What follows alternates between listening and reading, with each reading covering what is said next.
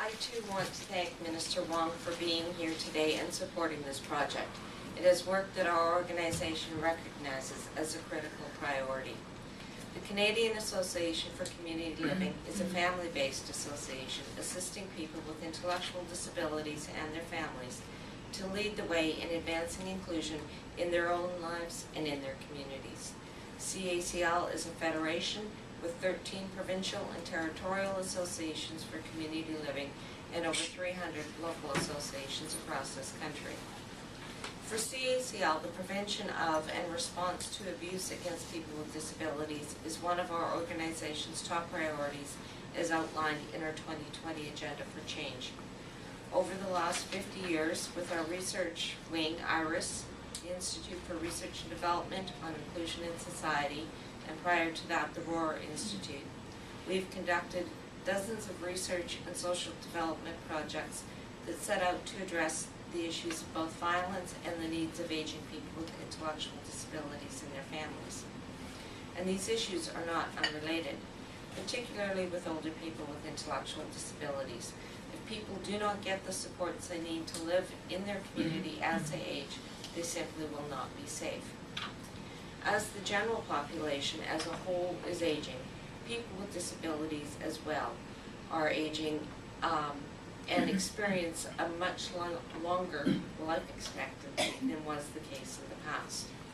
With this increasingly aging population of people with disabilities comes a wide range of housing, legal, financial, caregiving, healthcare, transportation, community support, and access issues, all of which are related to the extent that aging people with disabilities are safe and included in society.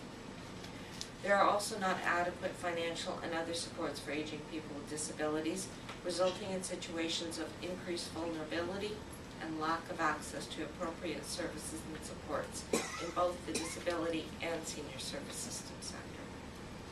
Research has also clearly indicated that both people with disability and seniors are more likely than others to be subjected to acts of violence and to live in abusive situations. Developing safe and affordable housing options is a preferable option than residential or long-term care for seniors.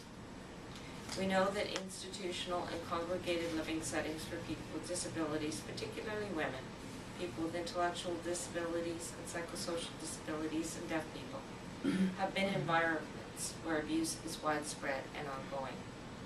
Far too many people with disabilities have survived life in an institution, finally achieve freedom and inclusion in our society, only to be at risk of being re-institutionalized as they become seniors.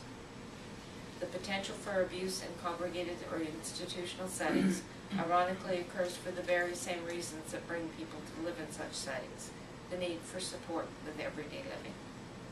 When other people are making decisions for you, when your wishes are denied, and when attitudes and practices deny you your respect and dignity, abuse will and does occur.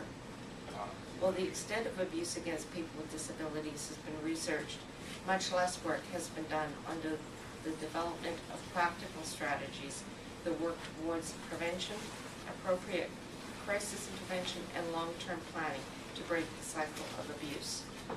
Our project, Preventing and Responding to Elder Abuse in the Lives of People with Disabilities and Deaf People, offers just that, a practical strategy that illustrates how to build a safe and caring community around seniors with disabilities. I am the parent of two young men with disabilities, both in their 20s now. My husband and I are very aware of the issues that our own parents are having to deal with as their needs change in their senior years, and we ourselves are not getting any younger and will be facing our own challenges sooner than we would like to admit. If I've learned anything over the past 25 years with my sons, it is that change takes time, and you cannot focus on what your sons and daughters need right now alone. You have to always be looking ahead and working to ensure that they will have safe and inclusive lives in their community when they are seniors themselves. Therefore, both in my capacity as president of CACL and as a mother, I am very grateful to the federal government for demonstrating your commitment to building safe and inclusive communities for people of all ages. I would like to